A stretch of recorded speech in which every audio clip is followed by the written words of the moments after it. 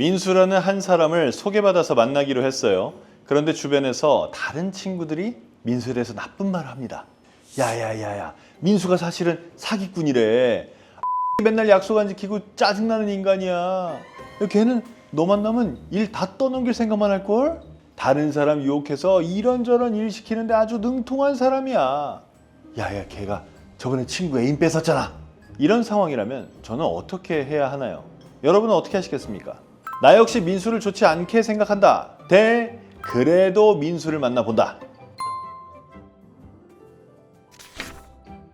인간관계 정말 어렵죠. 특히 이 인간관계는 정답도 없어요. 그래서 한 번 인간관계가 안 좋아지면 자책하기 쉽습니다. 내가 뭘 잘못했지? 내가 뭔가를 잘못했을 거야. 그게 뭐지? 내가 어떻게 했어야 이 관계가 잘 유지됐을까? 이런 생각을 거듭하다 보면요, 다음에 새로운 인간관계를 맺는 것이 어려워집니다. 인간관계가 두려운 거죠. 또 실패할까 봐. 그리고 그렇게 실패했을 때 다시 내 마음이 상처 입을까 봐. 근데 이런 걱정에 대해서 황현희 작가는 이런 얘기를 합니다.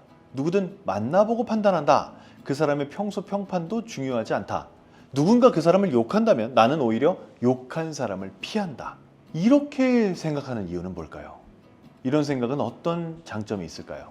황현희 씨의 신간 세컨더리 마인드를 읽고 그 해답을 찾았습니다. 이 세컨더리 마인드는요, 실수에 대한 책입니다. 여러분은 평소에 어떤 실수를 제일 많이 하시나요? 그리고 어떤 실수가 가장 두렵습니까? 황현희 작가는 이 책에서 실수가요, 망하는 게 아니라 발전하기 위한 가장 중요한 방법이라고 말합니다. 무대에서 실수하는 걸 기꺼이 감수했기에 최고의 개그맨이 될 수 있었죠. 황현희 씨는 정말 그랬어요. 왜냐면 그 당시에 전 정말 친한 사람이었거든요. 그 친구가 얼마나 개그 무대에 서는 걸 두려워했는지 떨었는지 그런 걸 알고 있습니다. 근데 그런 부분, 실수해도 된다라고 감수했던 그 사람의 그런 마인드가 최고의 개그맨이 될 수 있었던 비결인 거죠. 새로운 인생을 투자로 결정을 했어요. 투자를 해서 자기 자산을 불려서 거기서 나의 경제적 자유를 이룩하겠다, 이렇게 마음을 먹었는데, 물론 당연히 돈이 걸린 문제니까 신중에 신중을 거듭했겠죠. 그런데 여전히 투자가 실수일 수도 있다는 걸 받아들였습니다. 그리고 그 덕분에 지금은 그 사람은 완전한 경제적 자유를 이뤄냈죠. 그리고 책 때도 그래요. 이 책에도 그 대목이 나옵니다. 자기가 어떤 생각을 했었는지에 대해서. 내가 뭐라고 책을 내나 이렇게 생각을 했대요. 나 같은 게 뭐라고, 내가 뭐 낼 만한 얘기가 있나 그랬는데, 그 생각을 이겨내도 이번에도 도전이다, 실패해도 괜찮다, 이렇게 생각한 거죠. 그 책 쓰는 행위에도 세컨더리 마인드가 작용을 한 거고, 그래서 책 쓰기에 도전했고 작년에 낸 책은 베스트셀러가 됐습니다. 비겁한 돈이라는 책이었죠. 이번 세컨더리 마인드는 이런 실패가 아니라 시행착오로 받아들이고, 또 거기서 더 나아가서 이 실패를 바탕으로 성공으로 가는 마음입니다. 멋있지 않나요? 우리 모두 실패가 너무 두렵잖아요. 그런데 이 실패를 성공으로 가는 마음의 바탕으로 삼는다는 거예요. 여기 황현희 작가의 에피소드가 몇 개 나오는데 그 중에 하나가 강연을 갈 때 얘기입니다. 책을 내면 강연을 갈 일이 좀 많아지거든요. 근데 황현희 작가가 강연을 갈 때 자기 책을 2권을 들고 간대요. 그리고 질문을 낸답니다. 가장 멀리서 오신 분, 오늘 특별한 날이신 분, 여러분 이런 거 아이스 브레이킹 같은 데서 많이 보잖아요. 이런 질문을 한대요. 이렇게 해서 답을 했던 가장 멀리서 온 사람이나 가장 특별한 날인 사람이나 이런 사람한테 자기 책을 준답니다. 근데 여기서 중요한 건 책을 주는 이유예요. 이 황현희 작가가 책을 주는 이유는 그 사람이 손을 들었기 때문이라고 말합니다. 이 손을 든다는 거, 이거 어떻게 보면 별거 아닌 행동이잖아요. 그런데 그 별거 아닌 행동을 실제 행동으로 옮겼기에 황현희 작가는 그분에게 책을 준다는 것이죠. 책이 한 16,000원 하잖아요. 그러니까 오늘의 이 손을 들었던 작은 행동이 16,000원짜리 책 한 권을 번 거죠. 근데 그런 행동들이 모이면 이게 16만 원이 되고 160만 원이 되고 1,600만 원이 될 거라고 단언하십니다. 때론 이렇게 물어본대요. 손을 안 든 사람들이 있잖아요. 왜 안 드셨어요? 이렇게 물어본답니다. 그러면 많이 나오는 대답이 이렇대요. 창피해서. 나보다 먼 데서 온 사람이 있을까 봐. 내가 손을 들었더니 사람들이 다 나를 쳐다볼까 봐. 내가 뭐라고 말을 했는데 그걸 가지고 다른 사람들이 나를 비웃을까 봐. 그러면서 이렇게 얘기합니다. 이 부분은 좋은 대목이어서 제가 직접 읽어드릴게요. 지금 당신이 두려움으로부터 도망만 치고 있다면, 그래서 어떤 실수도 저지르지 않기 위해 노력하는 인생만 산다면 당신의 미래도 뻔하다. 바로 지금 당신의 실수를 윽박지르는 누군가의 모습이 바로 당신의 모습이 될 것이다. 자신이 그렇게 살아왔기에 나 자신의 삶에 정당성을 부여하려면 다른 사람도 실수하지 않으려 그저 도망만 다녀야 하기 때문이다. 결국에는 아무것도 시도하지 않고 실수하지 않으려 애썼던 사람들이 끊임없이 시도하고 노력하며 위험을 감수한 사람들을 손가락질하게 되는 아이러니한 상황이 벌어진다. 그게 되겠어? 네가 그걸 한다고? 너 많이 변했다. 이런 말을 뱉는 사람이 되는 것이다. 내가 시도해보지 못했다고 시도하고 부딪혀보는 사람들을 비난하는 삶이라니 너무 비참하다 라고 썼어요. 이 말에 여러분이 동의를 하시는지, 또 일부만 동의하시고 혹은 다른 부분은 기분이 나쁘실지 잘 모르겠습니다. 그런데요, 리스크가 없는 일은 없습니다. 이런 말을 하는 걸 사실을 알려주면서 현실을 깨우쳐주면서 이걸 조언이라고 이렇게 하는 사람들도 있어요. 근데 제가 생각할 때 진짜 조언이라면요, 그 일에 어떤 리스크가 있는지를 알려주는 것입니다. 그러니까 하지 말라고 하는 것이 아니에요. 하든 안 하든 그건 당사자의 선택이죠. 저는 이런 말을 일종의 가스라이팅이라고 생각합니다. 저는 가스라이팅이라고 말했는데 황현희 작가님 여기서 한 걸음 더 나아가세요. 이런 사람들은 실수하지 않으려고 도망 다니는 사람이라고 표현합니다.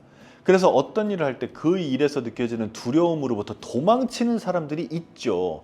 그 사람들한테 약간은 강한 표현을 하는 거죠. 근데 사실 그런 사람들이 과연 그 일에 대해서 정말 잘 아는 사람들일까요? 저는 그렇지도 않다고 생각해요. 뭐 이거 하면 안 돼, 이거 하면 뭐 망해, 뭐 어려워. 해보고 하는 말 아니잖아요.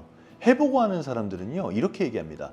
내가 해봤는데 그게 잘 안 됐어. 근데 돌이켜 생각해보면 내가 잘 안 됐던 이유는 이런 이유가 있었어. 그러니 만약에 네가 그런 이유를 이겨낼 그런 방법이 있다면 그럼 한번 시도해봐.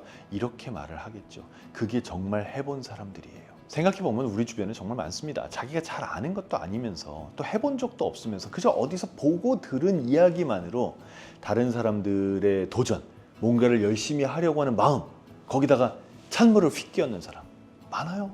생각해보면 뭐 그 사람들은 그럴 수도 있겠다는 생각이 듭니다. 왜냐면 무언가를 해보지 않은 사람들이잖아요.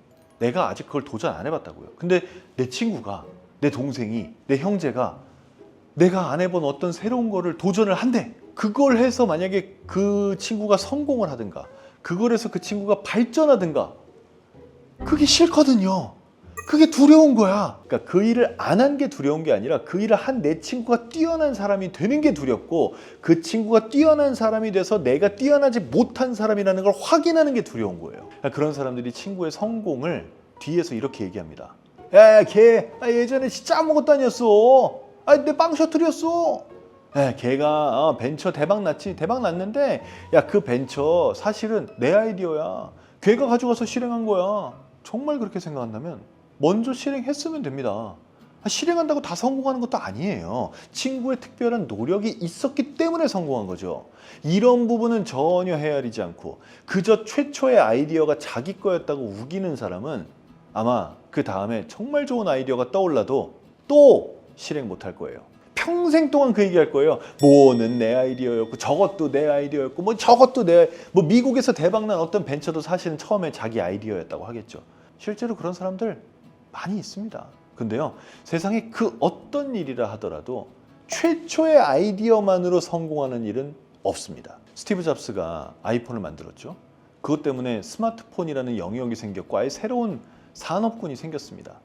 근데 최초에 MP3 뮤직 플레이어와 핸드폰과 PDA를 합치겠다고 했을 때 그 아이디어만으로 스티브 잡스가 성공했을까요? 그러면 누구라도 그 아이디어가 있었다면 다 성공할 수 있는 겁니까? 저는 그렇게 생각하지 않아요. 이 아이디어를 현실화하겠다, 실행을 하겠다라는 그런 용기도 필요하고요.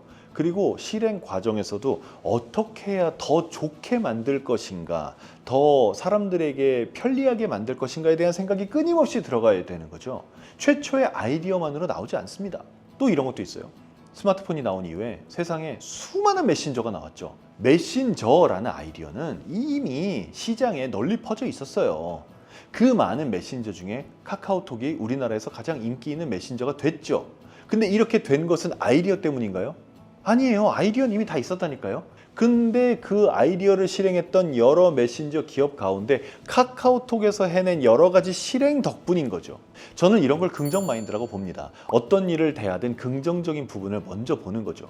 뭐 예를 들어서 친구가 야, 나 유튜브 시작할 거야 라고 하면 그곳에서 새로운 가능성, 긍정적인 부분을 보는 겁니다. 근데 거기다가 초를 치기도 하죠. 어떤 사람에 따라선. 야야야, 거기야 돈도 못 번다더라, 어렵다더라. 야, 그거 돈 번다는 거 부자 된 유튜버 기사 보고 그러는 거지 한두 명이야. 나머지는 다 월 100만 원도 못 번대. 너 그 초기 비용 감당할 수 있어? 이런 부정적인 얘기는요, 전혀 생산적이지 않아요. 황현희 작가 이야기로 바꿔 말하면, 야, 나 달리기 시작할 거야 라고 했을 때, 야, 네 나이에 갑자기 뛰면 무릎 나가. 아니, 네 주제에 무슨 달리기냐? 그거 어릴 때부터 달려온 사람들만 할 수 있는 거야. 뭐 이런 이야기하는 사람들, 그 사람들의 이야기 자체를 거절한다고 합니다. 사실 제대로 된 친구였다면 네 나이에 갑자기 뛰면 무릎 아파가 아니라 잘못하면 다친다던데 몸 잘 풀고 달리기에 대해서 공부도 하고 그 다음에 뛰어봐 라고 하겠죠. 어려운 부분은 어떤 해결책이 있는지 알아보는 거고요, 긍정적인 부분은 강화하는 거죠. 자, 그럼 다시 처음으로 돌아가 봅시다. 민수라는 친구를 만나기로 했잖아요. 근데 나의 주변 사람이 모두 민수를 욕해요. 이런 경우도 많이 있어요. 이럴 때 당신의 선택은 무엇입니까? 민수를 만난다? 혹은 민수를 만나지 않는다? 황현희 작가의 판단은요, 직접 만나보고 결정한답니다. 그랬을 때 민수가 의외로 나와는 잘 맞는 사람일 수도 있고, 그게 아니어서 기분 나쁜 일이 생기더라도 그걸 실수로 받아들인다는 겁니다. 세컨더리 마인드. 아, 내가 실수했구나. 이렇게 넘길 수가 있다면 그 자체로 슬플 이유가 없다는 거예요. 다음에 또 다른 도전하고 또 다른 사람을 만나고, 그리고 그때 아마 또 실수를 할 수도 있죠. 그런데 그 과정이 반복되다 보면 그 누구도 몰랐던 보석 같은 사람을 새롭게 만날 수도 있으니까요. 세컨더리 마인드, 공부할 때도, 일할 때도, 사람을 만날 때도, 연애할 때도, 인간관계에서도 언제나 유용한 도구일 겁니다. 실패는 성장의 발판이고 새로운 도전을 위한 첫걸음입니다. 세컨더리 마인드를 통해서 여러분도 두려움을 이겨내고 긍정적인 마음으로 앞으로 나아가세요. 이 영상을 보신 여러분의 도전을 응원합니다. 새로운 관계나 도전을 주저하고 있다면 직접 만나보고 경험해보세요. 실패해도 괜찮습니다. 그것이 여러분을 더 강하게 만들 테니까요. 여러분이 주저하고 있는 도전이 있다면 댓글로 남겨주세요. 제가 응원해드리겠습니다. 저의 가까운 동생인 황현희 작가가 개그맨에서 어떻게 이렇게 대단한 자산가가 될 수 있을까가 저는 정말 늘 궁금했는데, 현희의 마인드가 이렇게 멋있으니 성공이 당연하게 느껴집니다. 현희야, 이번 책도 잘 봤다.